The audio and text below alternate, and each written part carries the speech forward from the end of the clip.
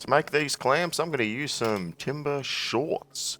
These are in the bargain bin. They're about 90 cents each. You could always get a longer length of timber and cut that down yourself, and you might actually save a few bucks doing that too.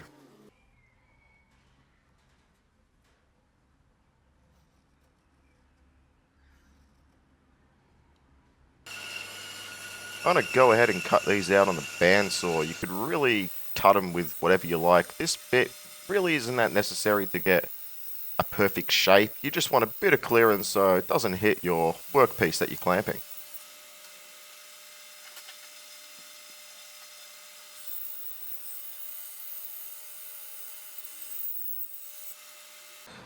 So this is what I'm left with. I've got a smaller hole here and I've routed out a larger area here. That's simply because when it clamps up, this piece here will have an axis where it rotates. And because of that rotation, this hole and this hole will not be aligned. So I needed to route some extra space for when I do have that pivot motion to clamp down two pieces. Go ahead and add that threaded rod that we've cut down with a couple of washers and nuts. I'm using, I think this is 3/8 or 5/8, one of those. Just find a piece of threaded rod that works for you.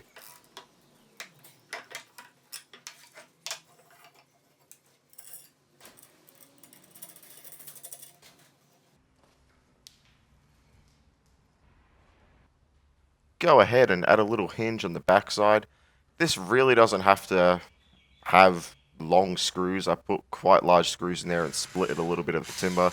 This isn't actually holding any of the load, it's simply there to just open and close the clamp. So don't do what I did and use these really thick long screws, because most likely you're going to split a little bit of that timber.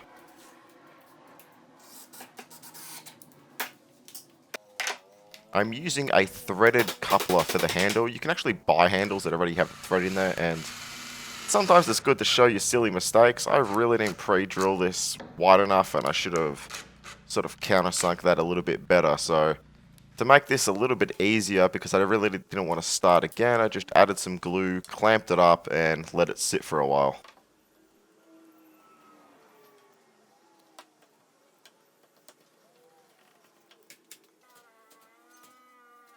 While that glue was drying, I just put a couple of licks of water-based poly on this.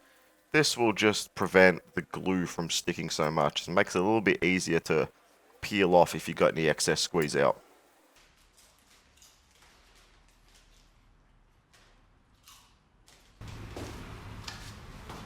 You know, I'm pretty sure Jay Bates does that. That's right. Walk away. Casuals.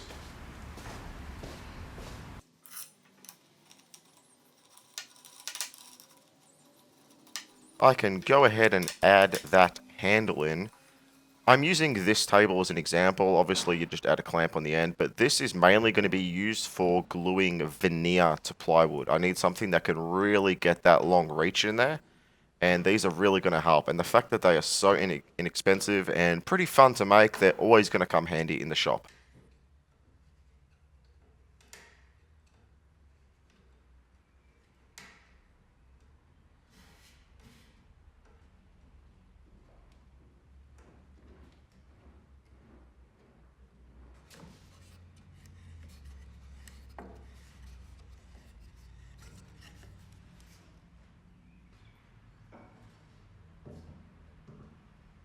So let's break this pricing down a little bit. The threaded rod cost me $7.50 and I can make 4 with these.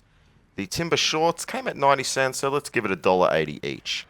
And finally, the threaded coupler, 40 cents each one. So this gives me a total cost of around $4 for each clamp, which is absolutely ridiculous. It's so much cheaper than these big brand clamps, and you're only needing to apply moderate pressure, so it's all good.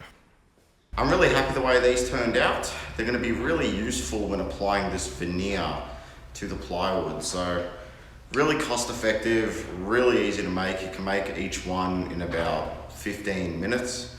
So you don't always need fancy clamps. You can spend over $100 for some of these clamps out there, and if you just want to apply moderate pressure, why wouldn't you make these? So anyway guys, thanks for watching, and I'll see you next time. Cheers.